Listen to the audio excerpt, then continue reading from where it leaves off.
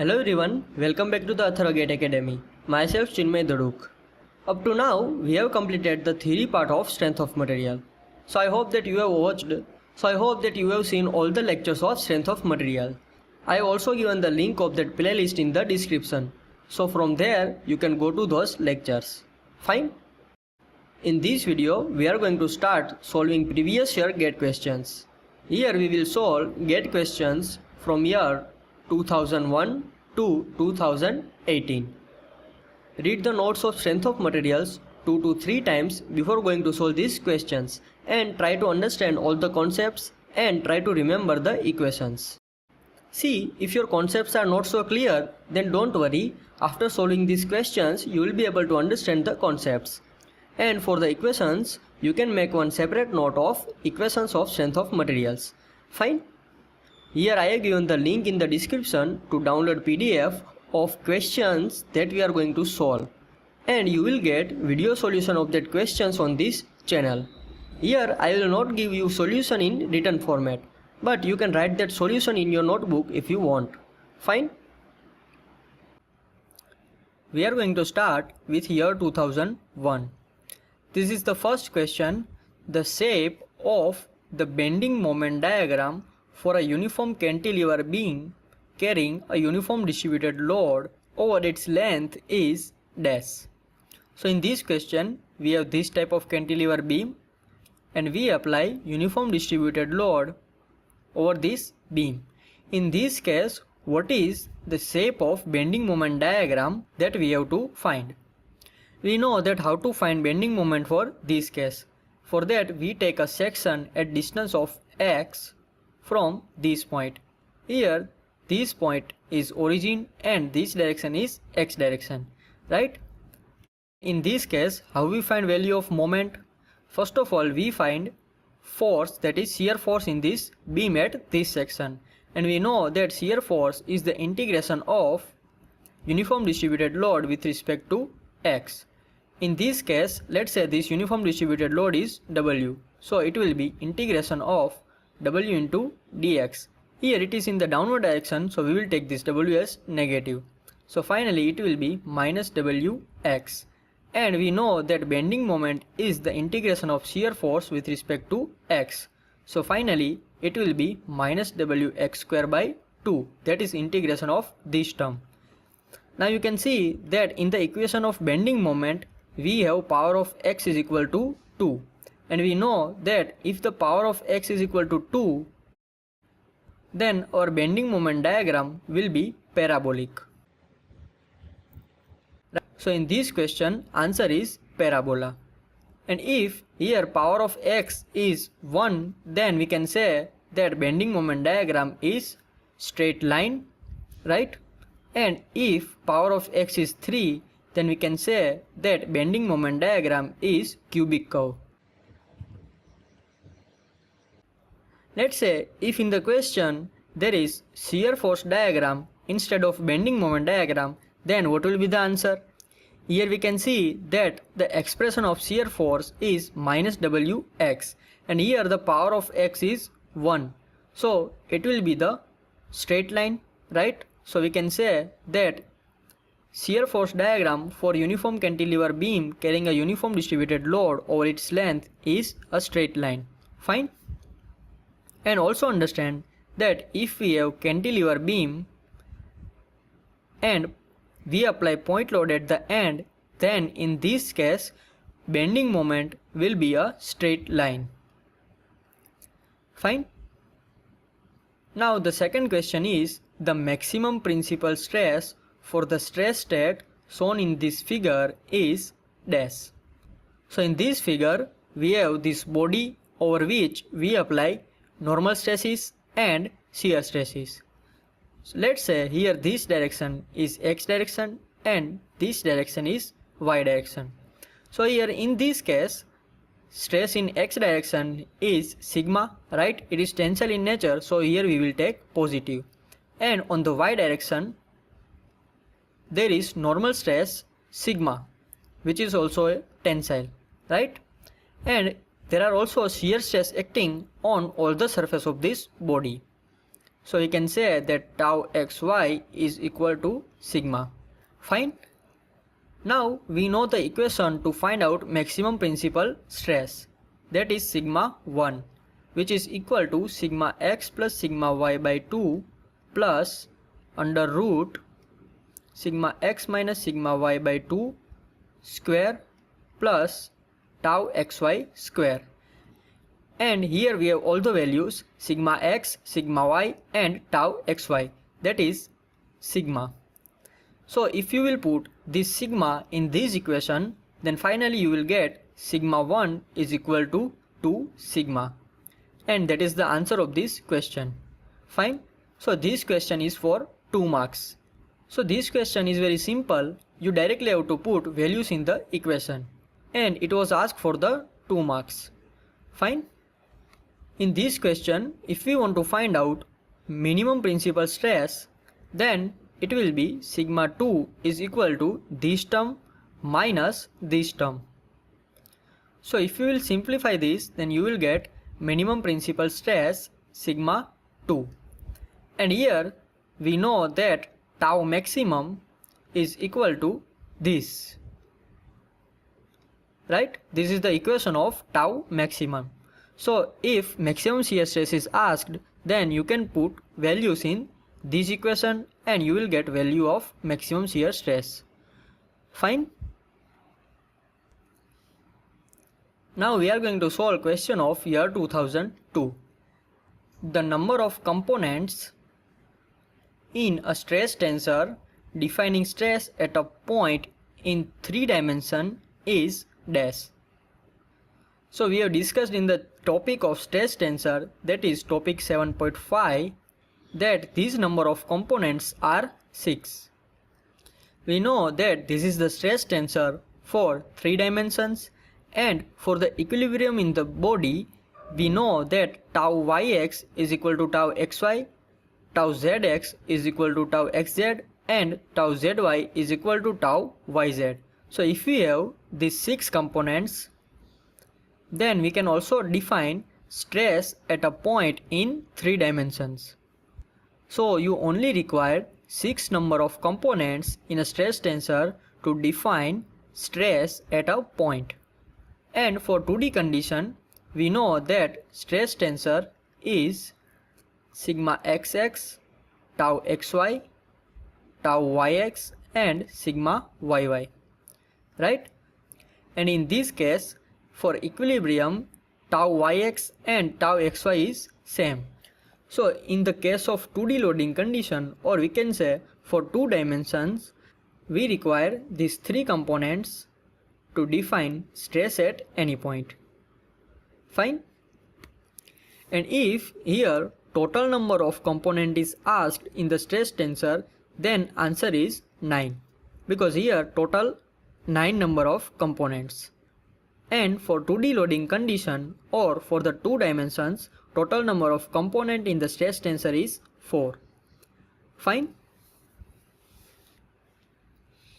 Now the next question is the total area under the stress strain curve of mild steel specimen tested up to failure under tension is a measure of, and we have these 4 options. We have discussed in the theory part that total area under stress strain curve is equal to modulus of toughness of material, right? So from the options we can say that the answer is toughness. Fine. And this toughness is also a measure of total area under the load deflection curve up to fracture point, right?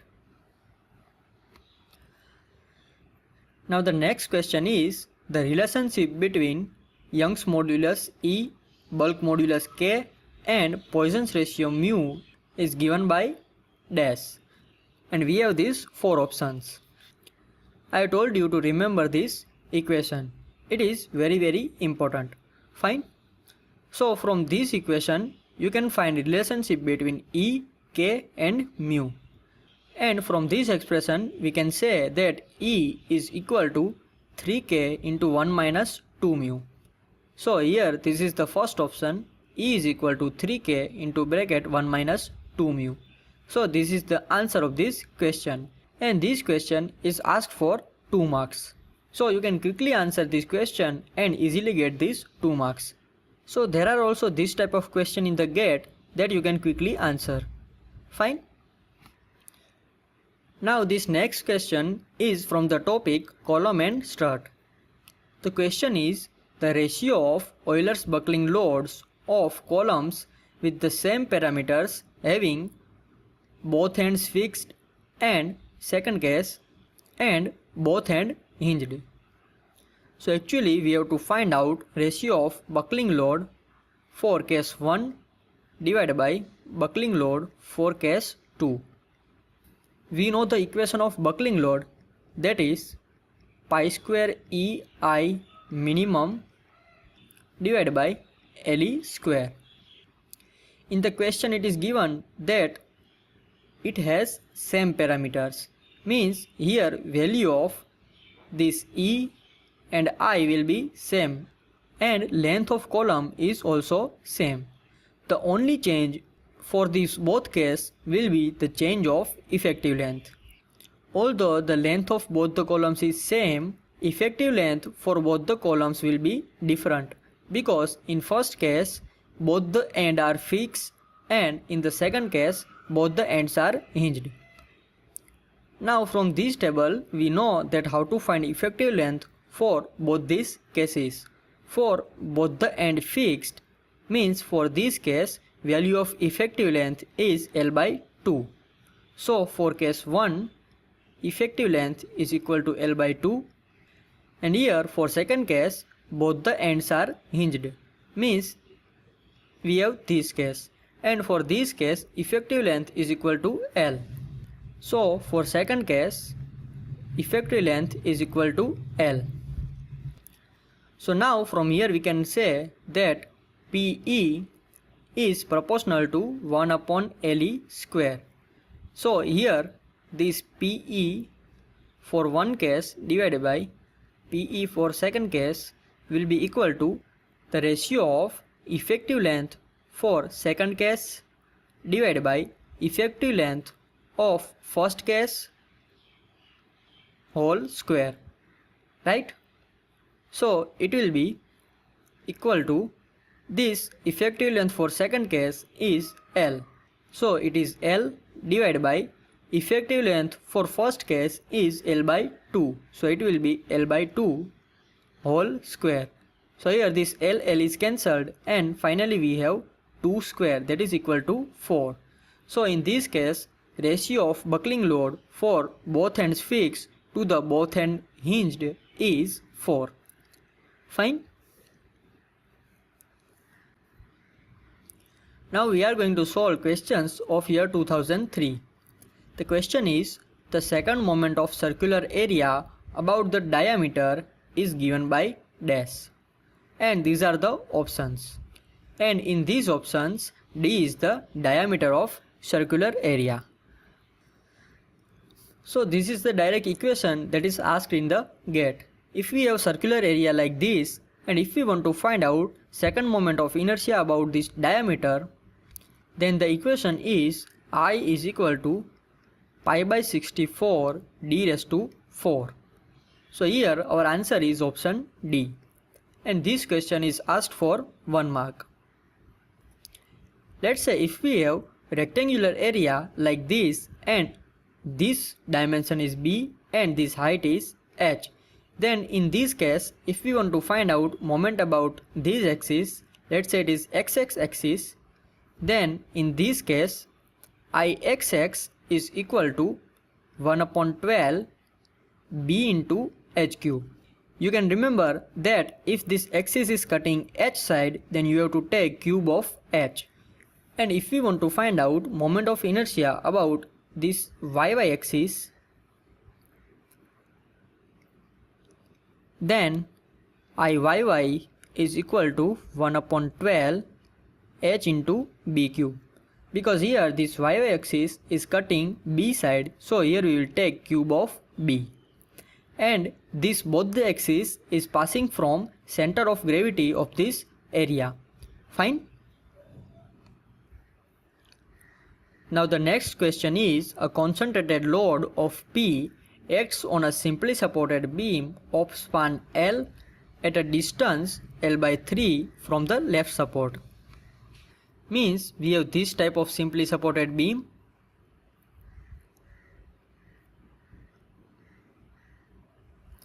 and here the total length of this beam is L, that is given here, and we apply point load P on this beam from the left side at a distance of L by 3. So here we apply point load P and this distance is L by 3. And we have to find out the bending moment at the point of application of the load. So here we have to find out value of bending moment at this point. So due to this load P, there will be two reactions at these ends. So first of all, we have to find out these reactions. Let's say this reaction is R1 and this reaction is R2. We know that this beam is in the equilibrium, so we will take sum of forces is equal to 0 and sum of moment is equal to 0 to find out these reactions. First of all, we will take moment about this point, then we will be able to find out R2. So if we will take moment about this point, then it will be this P load into this perpendicular distance. Let's say it is P into L by 3, and here we are taking clockwise direction as positive. So here this load is try to bend this beam in clockwise direction with respect to this point. So this moment is clockwise, so it will be positive. Now what will be the moment by this reaction? It will be load R2 into this perpendicular distance, that is L. And it will try to bend this beam in anti-clockwise direction with respect to this point. So we will take this negative. And finally, moment by this reaction R1 will be 0 because there is 0 distance between this load and this point. So actually it is 0. So from here we can find out R2. That will be P by 3. Fine. And from this equation, sigma F is equal to 0, we can write that forces in upward direction is equal to force in downward direction.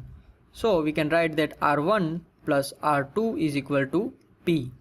And now we have value of R2, that is equal to P by 3. So from here we can find out R1, and that will be equal to 2P by 3, right? So finally we have R1 is equal to 2P by 3 and we have R2 is equal to P by 3. And you can also remember one shortcut, that if this P load is acting at a distance of L by 3 from this end, then opposite reaction will be P by 3. If here this distance is L by 4, then this reaction will be P by 4 and this reaction will be 3P by 4. Fine. Now we can find out value of bending moment at this point.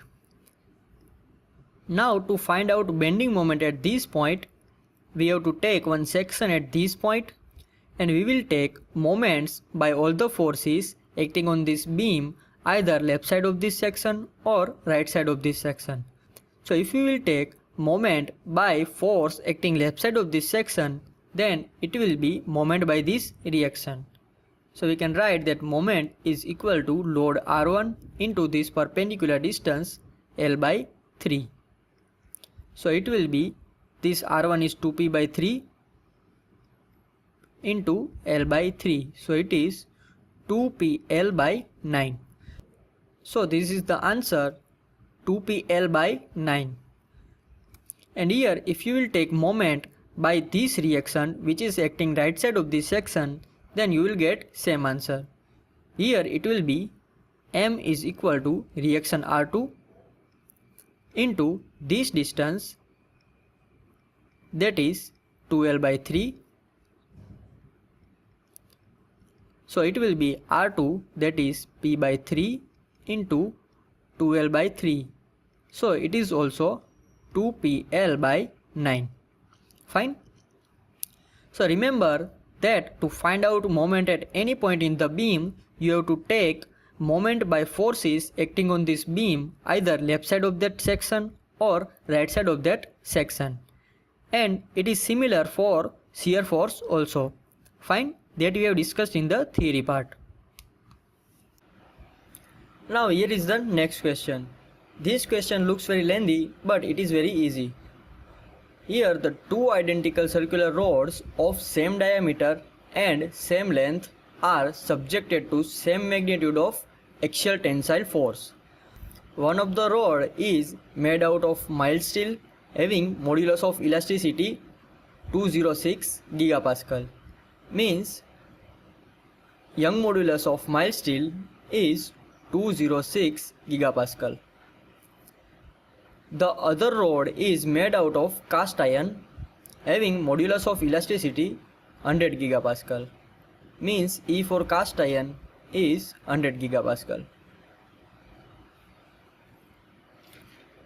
Assume both the materials to be homogeneous and isotropic, and the axial force causes the same amount of uniform stress in both the rods. Means here stresses are also same. The stresses developed are within the proportional limit of the respective materials. And we have to answer that which of the following observation is correct. And here these are the options. First option is both rods elongates by same amount, means deformation in mild steel is equal to deformation in cast iron. Here mild steel rod elongates more than cast iron, means delta in mild steel is greater than delta in cast iron. This option C is cast iron rod elongates more than the mild steel rods, means delta C is greater than delta M.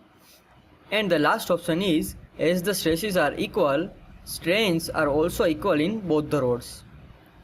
Now see, we know the equation of delta, that is PL by AE, right? Now it is given that both the rods have same diameter, same length and same magnitude of axial tensile force. Means from this equation value of P, L and area will be same for both the rods. Here diameter is same, means area will be same. Fine. So for both the materials value of E is only different. So from here we can say that delta is proportional to 1 upon E, because all these three things are constant, right? Or we can directly take ratio of delta M divided by delta C. So here if we take delta M divided by delta C, then it will be EC divided by EM, right? Because here this delta is proportional to 1 upon E. And here we know the value of E of MS and E of CI. So if we will put this value here, then it will be 100 divided by 206. So from here we can say that delta C is greater than delta M, right? Means deformation in cast iron rod is higher than deformation of mild steel rod. So our answer will be this C option, means cast iron rod elongates more than the mild steel rod. Fine. And this question is for 1 mark. So actually it seems lengthy, but it is very easy, right? Now the next question is the beams, one having square cross section and another circular cross section, are subjected to same amount of bending moment. If the cross section area as well as the material of both the beams are same, then option A is maximum bending stress developed in both the beams is same. Means here we can say that stress in beam having circular cross section is equal to stress in beam having square cross section. Second option is the circular beam experience more bending stress than the square one, means sigma C is higher than sigma S. Third option is the square beam experience more bending stress than the circular one, means sigma S is greater than sigma C. And the last option is as the material is same, both the beams will experience same deformation, means delta C is equal to delta S. Fine. So you can understand that in this question we have to compare bending stress in two beams. Now we know the equation to find out bending stress in beam. Bending stress is equal to my by I. Here this m is value of bending moment. To find maximum value of stress, y is the maximum distance from neutral axis and I is the value of second moment of inertia of this beam. Now we know that for circular cross-section beam, value of y is d by 2 and value of I is pi by 4 d raised to 4. The circular cross-section is like this, having diameter d, and this is the neutral axis for this beam. And we have second beam which is having square cross-section area. Let's say it is like this, having value of side A, and it will be the neutral axis for this square cross-section beam, right? Now here, what will be the value of y for square cross-section beam? It will be this distance, right? And it will be half of this side. So it is a by 2. And we know that value of I of rectangular cross-section area is 1 upon 12 into one side into this another side cube which is cutting by this axis. So it will be a into a cube. Ultimately for square cross-section area, I is equal to 1 upon 12 a raised to 4. Fine. Now in the question it is given that cross-sectional area as well as the material of both the beams are same. Means here you can write that area of circular cross-section is equal to area of square cross-section. Means pi by 4 d square is equal to a square, right? So from here we can find out ratio of a divided by d, and that will be equal to under root pi by 4, right? Here our aim is to compare both the stress in these both beams. So for that we will take ratio of sigma for both these beams. Means here we will take sigma c divided by sigma s. So it will be my by I for circular cross section divided by my by I for square cross section. Now here value of bending moment is same for both the beam, so it will be cancelled. Now we will put value of y and I in this expression. For circular cross section area, value of y is d by 2 divided by I is pi by 64, here it is 64, right, into d raised to 4 divided by y for square cross section is a by 2 divided by I for square cross section is 1 upon 12 a raised to 4. So from here this d will be cancelled with d raised to 4, so it will be d raised to 3 here, and here this a is going to be cancelled with 1a from here, so it will be a cube here. And if you will simplify this, then you will get finally sigma c divided by sigma s is equal to a divided by d whole cube into 16 divided by 3 pi, correct? And now we have value of a divided by d, that is equal to root pi by 4.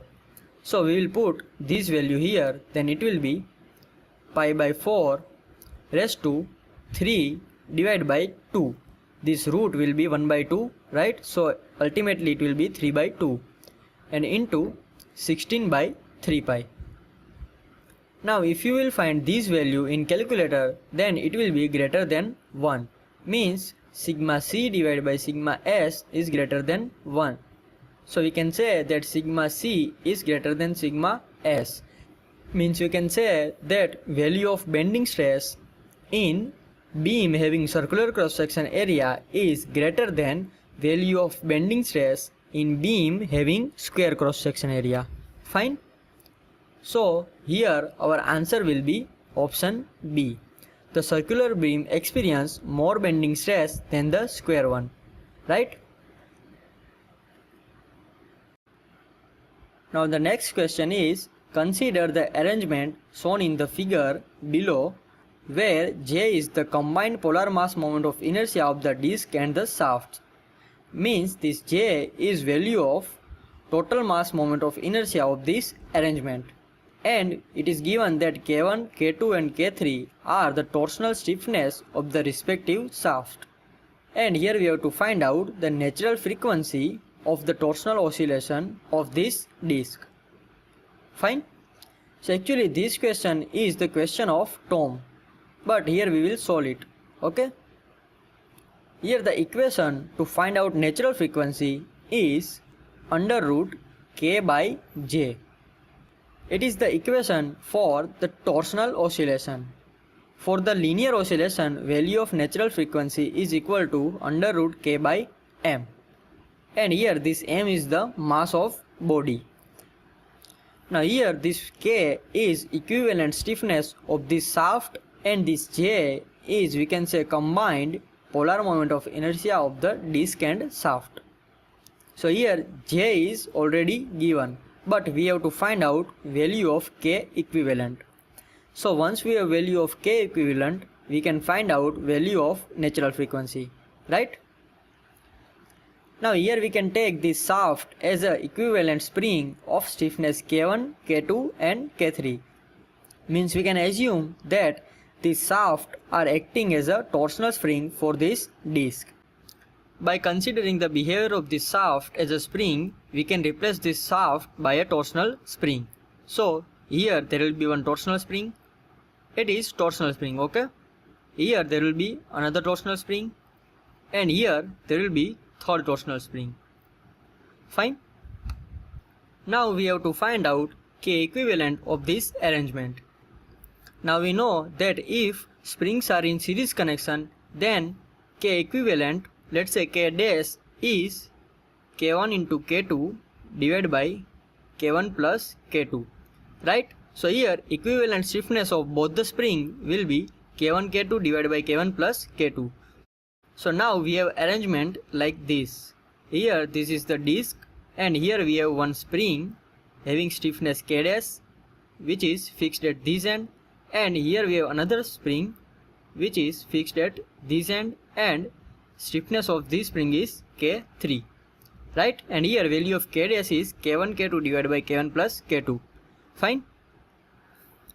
Now here you will think that these both springs are in series connection, but actually it is in parallel connection, because here this end is fixed end and this end is fixed end. So actually this surface will be same like this, which is fixed, right? So ultimately these both the springs are connected between this surface and this disc. So we can show this arrangement like this. Here we have this fixed end and we have these two springs connected with one disc, right? Here stiffness of this spring is K dash and stiffness of this spring is K3. And we know that how to find equivalent stiffness of both the springs which are parallel in connection. So K equivalent will be K dash plus K3. If these both the springs are parallel in connection, then we have to simply add this both the stiffness. So it is equal to K1 K2 divided by K1 plus K2 plus there is K3, that is here, right? So finally it will be equal to K1 K2 plus K1 K3 plus K2 K3 divided by K1 plus K2. That is the value of equivalent stiffness of this arrangement. And now we know that how to find natural frequency of torsional oscillation of this arrangement. That is equal to K equivalent divided by J. And now we have value of K equivalent, that is this value. So if you will put this value in this equation, then finally you will get natural frequency. Fine.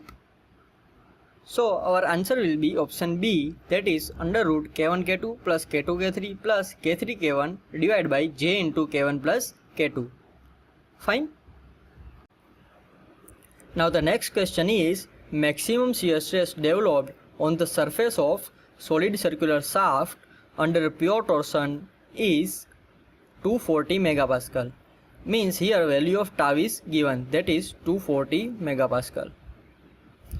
If the shaft diameter is doubled, then the maximum shear stress developed corresponding to the same torque will be dash, and here we have these four options. So if we take initial diameter as d, then final diameter is 2d. And here initial stress is given tau 1, that is 240, and we have to find out tau 2. Fine. So we know the equation, that is tau by r is equal to T by J, which is equal to G theta by L, right? That is the torsion equation. And here if we will equate these two terms, then we can find out that tau is equal to T into R divided by J. And we know the value of J, that is polar moment of inertia. For circular cross section, J is equal to pi by 32 d raised to 4. And we know that radius is equal to diameter by 2, right? So finally, equation of tau for solid circular shaft will be 16t by pi d cube. Here it is given that torque is same for both the cases. So this t will be same for both the cases, and value of 16 and pi will be constant, right? So we can say that tau 1 divided by tau 2 is equal to d2 cube divided by d1 cube, right? Now here we can say that d2 is equal to 2d1, right? So finally we have 2 cube, or we can also put this 2d and d instead of d2 and d1. So we will get 2 cube, that is equal to 8. And here we have value of tau 1, that is 240. So it will be 240 divided by tau 2 is equal to 8.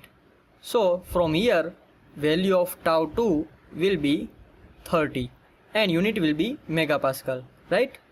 So we can say that if we double the value of solid circular shaft under pure torsion, then value of tau 2 will be 30. So this is our answer, and it is asked for 1 mark. Fine. And here it will be better if you remember this equation, because it is very important and it is used in many questions. Fine. Now the next question is, a shaft subjected to torsion experience a pure shear stress tau on the surface, and we have to find out the maximum principal stress on the surface, which is at 45 degree to the axis. Fine. This is the question from chapter 7, that is combined stress and strain. So in this case, let's say we have this type of body, and on this body there is only pure shear stress tau. There is no any normal stress acting on this body. Means in this case value of sigma x is equal to 0 and sigma y is equal to 0.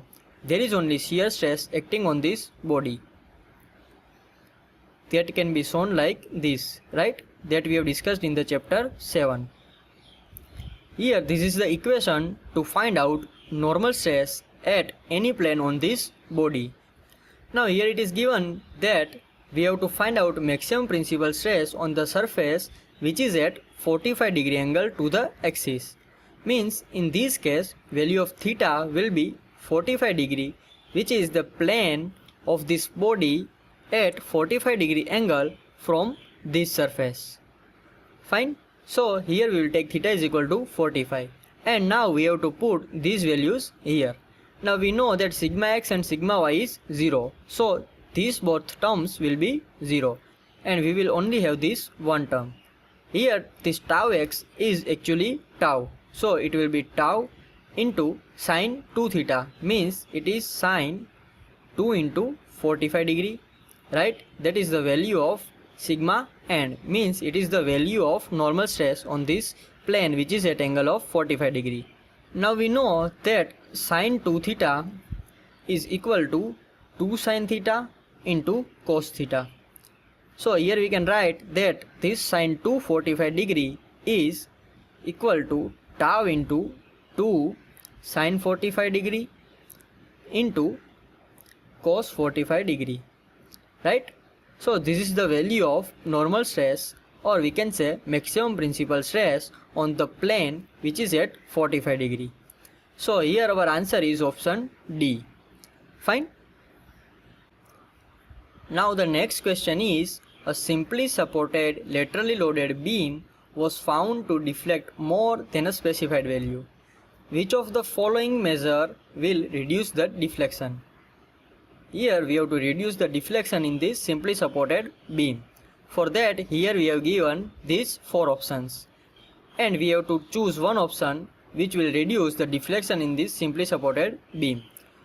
Here the first option is increase the area moment of inertia, means increase in I. The second option is increase the span of the beam, means actually it is increase in length of beam. Option C is select a different material having lesser modulus of elasticity, means E is reduced. And option D is magnitude of load to be increased, means P is increased. Now let's say here we have this simply supported beam like this,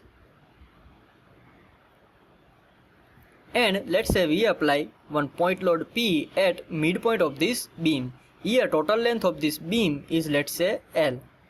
Young modulus of this beam is E, and moment of inertia, that is I. Now we know the equation to find out deflection in this type of beam. I have told you to remember the equations, right? That is y is equal to P into L cube divided by 48 EI. Correct? I hope that you have remembered this equation, right? But if you don't know this equation, then we have another equation, that is d square y by dx square is equal to m divided by E into I, right? And here this y is deflection of this beam. So from here, if we want to find out y, that is deflection, then we have to take double integration of m divided by E into I with respect to dx, right? So this is the equation to find out deflection in this beam, right?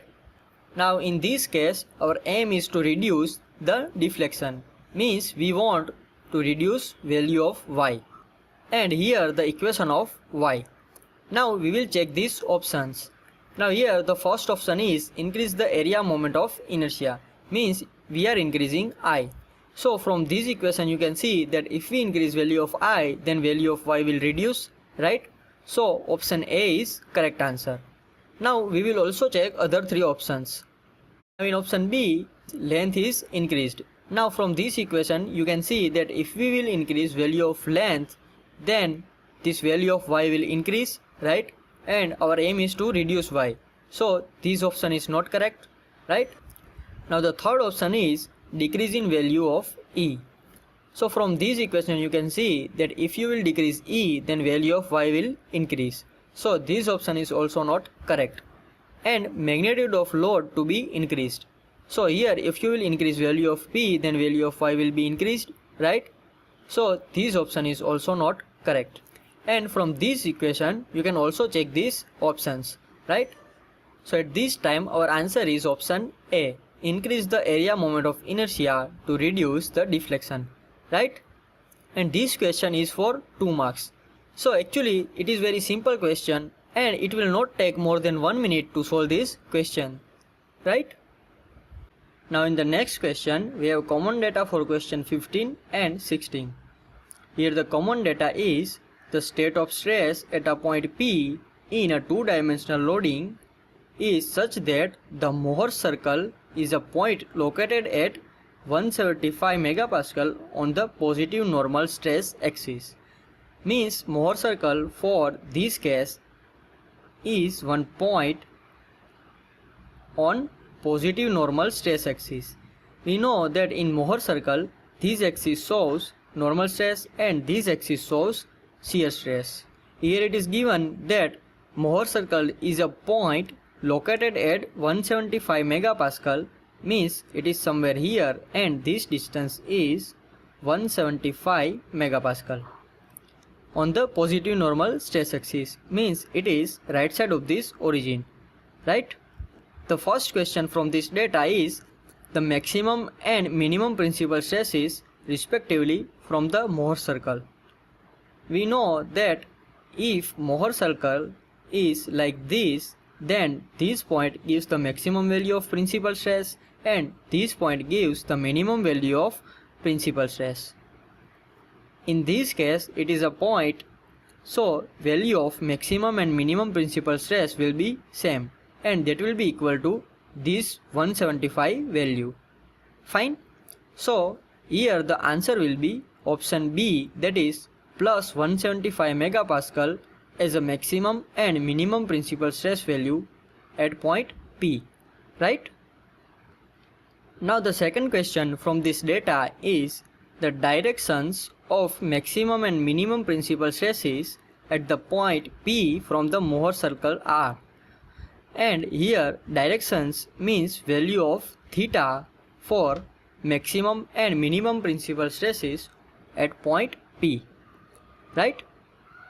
Now actually we have equation to find out plane of maximum principal stress, but here that is not necessary because in this case Mohr circle is one point, and if the Mohr circle is a point, then we can say that value of this maximum principal stress and minimum principal stress will be same in all the direction. So here our answer is option D.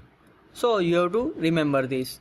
And if you have this type of Mohr circle, then here we know that this is the value of sigma x, this is the value of sigma y, and this is the value of tau, right?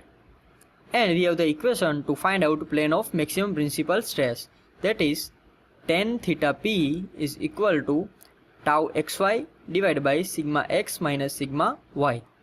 Fine. So if the value of tau, sigma x and sigma y is known to us, then we can put that value here and we can find theta p, and then we will get plane on which there will be maximum or minimum principal stresses. Fine. I hope that you understand the question and solutions. If you have any doubt or is there any mistake in solutions, then you can tell me in the comment. Fine. Also, share these videos with your friends and classmates, and you can also discuss these questions with your friends. Finally, subscribe to this channel for more videos to prepare for GATE and press the bell icon so that you can get notifications of all the upcoming videos. So today we will stop here and we will continue in the next video. Till then, stay motivated and happy practicing.